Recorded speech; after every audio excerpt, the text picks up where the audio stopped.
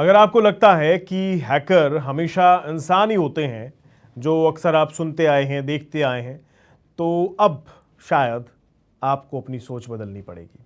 क्योंकि पहली बार दुनिया में एक ऐसा मामला सामने आया है जिसने ये साबित कर दिया है कि अब एआई भी खुद से साइबर अटैक कर सकते हैं। जी हाँ, एआई एजेंट ने अपने टारगेट को पूरा करने के लिए खुद से साइबर अटैक कर दिया है। ये मामला सामने आया है। अब ये सब क्या हुआ है, कैसे हुआ है, ये मैं आपको आगे बताऊंगा, लेकिन उसने खुद से सिस्टम में घुसने की कोशिश की है, प्रिविलेज को बढ़ाया है, क्रेडेंशियल हासिल कर लिए और इवैल्यूएशन में चीट करने की कोशिश की है। सबसे चौंकाने वाली बात तो यह है कि किसी इंसान ने उसको नहीं कहा था कि हैक करो। उसने सिर्फ एक टास्क दिया गया था उसको, लेकिन उस एआई ने पूरा करने के लिए उस टास्क को खुद से रास्ता चुना और खुद से साइबर अटैक भी डिजाइन किया। यही वजह है कि ओपन एआई ने इस घटना को अनप्रेसिडेंटेड यानी अभूतपूर्व बताया है। अब सवाल यह है कि आखिर ऐसा हुआ कैसे? क्या एआई सच में इंसानों के कंट्रोल से बाहर निकलने लगा है? क्या आने वाले समय में एआई खुद हैकर भी बन जाएगा? और सबसे बड़ा सवाल जो है वो ये कि क्या दुनिया एआई के अगले खतरे के लिए तैयार है? जो हम फिल्मों में देखते आ रहे हैं, क्या कुछ वैसा भी हो सकता है? चलिए समझते हैं आज इस पूरे मुद्दे को। दरअसल ओपन एआई अपने सबसे एडवांस एआई मॉडल की साइबर सिक्योरिटी क्षमता की टेस्टिंग कर रहा था। ये है मुद्दा जिसकी वजह से ये सब हुआ है। ठीक है, तो ये टेस्टिंग चल रही थी। वैसे ये कोई सामान्य चैटबॉट टेस्ट नहीं था, बल्कि एजेंटिक एआई की कैपेबिलिटी को परखने वाला इवैल्यूएशन था।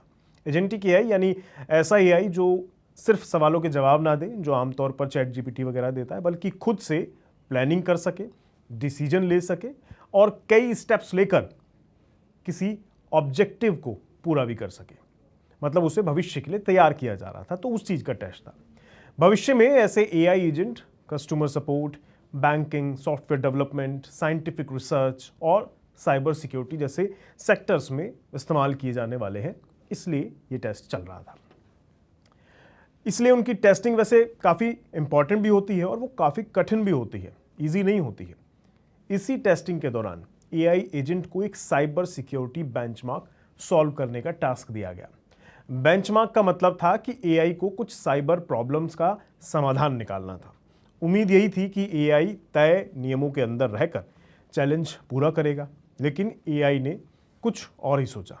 ओपन एआई के मुताबिक एआई एजेंट ने यह समझ लिया कि अगर उसे ज़्यादा इंफॉर्मेशन मिल जाए तो वो टास्क जल्दी और बेहतर तरीके से पूरा कर सकता है। इसके बाद उसने अलाउड रिसोर्सेज तक सीमित रहने के बजाय दूसरे रास्ते तलाशने शुरू कर दिए। उसने इंटरनेट का इस्तेमाल किया, जो खोज वगैरह हैं उनको और दायरा बढ़ाया अपना, और एआई प्लेटफॉर्म ह्यूजिंग फेस के इंफ्रास्ट्रक्चर तक पहुंचने की कोशिश की। अब यहाँ एक सवाल उठता है कि आखिर ये ह्यूजिंग फेस क्या है, जिसका मैं नाम ले रहा हूँ। देखिए, अगर सॉफ्टवेयर डेवलपर्स के लिए गिटहब सबसे बड़ा प्लेटफॉर्म माना जाता है, तो एआई डेवलपर्स के लिए ह्यूजिंग फेस कुछ वैसा सा ही है। यहाँ लाखों एआई मॉडल्स, डेटा सेट्स और रिसर्च प्रोजेक्ट्स उपलब्ध हैं।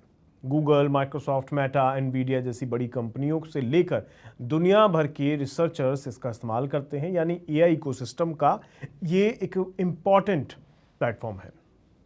रिपोर्ट्स के मुताबिक एआई एजेंट ने प्रोग्रामिंग की कमजोरियों का फायदा उठाया। उस दौरान उसने प्रिविलेज एक्सेलेशन की कोशिश की।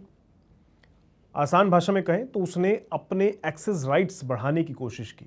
इसके बाद उसने क्लाउड क्रेडेंशियल हासिल करने का प्रयास किया और इंटरनल क्लस्टर तक पहुंचने की कोशिश भी की। ये वही तरीका है जो कोई अनुभवी ह्यूमन हैकर किसी ऑर्गेनाइजेशन के नेटवर्क में घुसने के लिए अपनाता है। लेकिन सबसे बड़ा झटका तब लगा जब इन्वेस्टिगेशन में पता चला कि एआई ने ये सब किसी इंसानी आदेश पर नहीं किया था। उसे सिर्फ अपना बेंचमार्क पूरा करना था। उसने खुद ये फैसला लिया और अगर प्रोडक्शन डेटाबेस से ज़्यादा इंफॉर्मेशन मिल जाती तो वो बेहतर स्कोर हासिल कर सकता था। यानी ऑब्जेक्टिव तो वही था जो इंसान द्वारा उसे दिया गया था, लेकिन उसे हासिल करने का तरीका एआई ने खुद चुन लिया।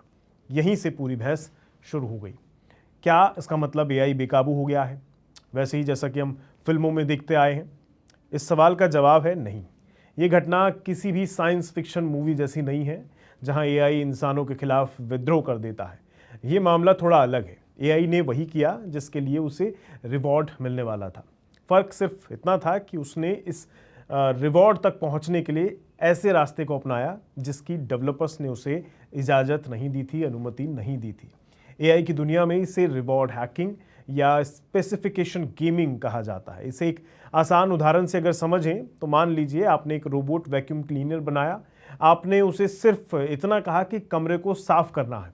अगर वो सफाई करने की बजाय कमरे का सारा कचरा अलमारी के अंदर छिपा दे ताकि बाहर से कमरा साफ दिखे, तो उसने आपका गोल तो पूरा कर दिया लेकिन सही तरीके से काम नहीं किया। यही समस्या एआई में भी हो सकती है। अगर गोल गलत तरीके से अचीव करना आसान हो तो एआई वही रास्ता चुन सकता है। ओपन एआई की घटना में भी कुछ ऐसा ही देखने को मिला। एआई का उद्देश्य बेंचमार्क जीतना था। उसने सोचा कि अगर सीधे डेटा तक पहुंच जाएं तो काम आसान हो जाएगा। यानी एआई ने नियम तोड़ने का फैसला नहीं किया, बल्कि उसने गोल हासिल करने का सबसे आसान रास्ता चुन लिया। हालांकि अच्छी बात यह रही कि इस इंसिडेंट के दौरान एक कंट्रोल्ड एनवायरनमेंट में सब के सब मौजूद थे और वहां पर यह टेस्ट किया गया था। टेस्टिंग के दौरान सिक्योरिटी टीम ने असामान्य जो गतिविधियां हो रही थी उन्हें पकड़ लिया। यूजिंग फेस और ओपन एआई दोनों ने मिलकर इन्वेस्टिगेशन की और किसी बड़े डेटा लीक की पुष्टि नहीं की गई है, यानी कोई बड़ी घटना नहीं हुई है। साइबर अटैक जैसा सिचुएशन बना ज़रूर, लेकिन साइबर अटैक नहीं हुआ है ये, बल्कि समय रहते उसे रोक लिया गया था। लेकिन इस घटना ने दुनिया को एक बड़ा संकेत ज़रूर दे दिया है। अब तक एआई को एक टूल माना जाता था। इंसान कमांड देता था और एआई उसे एग्जीक्यूट करता था। लेकिन एजेंटिक एआई के दौर में एआई खुद प्लान बना सकता है, खुद फैसले ले सकता है और कई स्टेप को जोड़कर अपना लक्ष्य भी हासिल कर सकता है। यही बदलाव साइबर सिक्योरिटी एक्सपर्ट्स की सबसे बड़ी चिंता बन गया है। सोचिए, अगर भविष्य में ऐसे एआई एजेंट्स और ज़्यादा शक्तिशाली हो जाते हैं तो क्या होगा उस भविष्य का।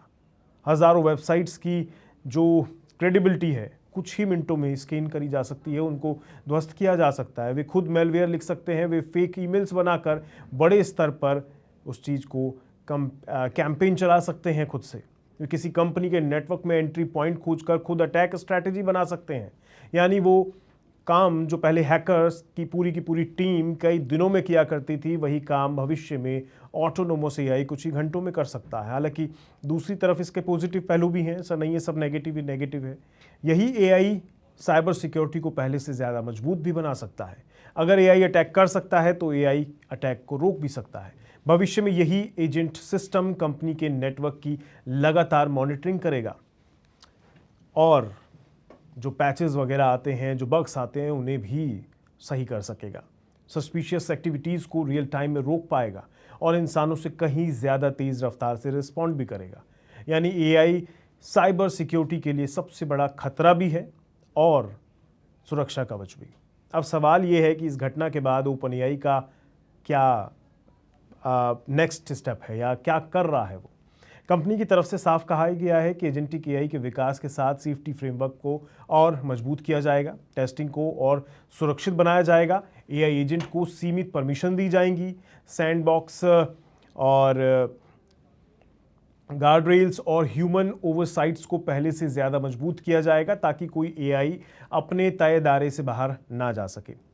एनालिस्ट का मानना है कि आने वाले वर्षों में एआई मॉडल्स की इंटेलिजेंस से ज़्यादा इम्पॉर्टेंट उनकी सेफ्टी होगी, क्योंकि अगर एआई को ज़्यादा पावर दी जाएगी तो उसे उतनी ही मजबूत सीमाओं में रखना भी होगा। आपका इस मुद्दे पर क्या कहना है? आपको क्या लगता है कि भविष्य में एआई खतरा बन सकता है इंसान के लिए या फिर नहीं? कमेंट बॉक्स में ज़रूर बताइएगा। मैं आपसे मिलूंगा अगली वीडियो में, तब तक के लिए दीजिए इजाज़त। नमस्कार।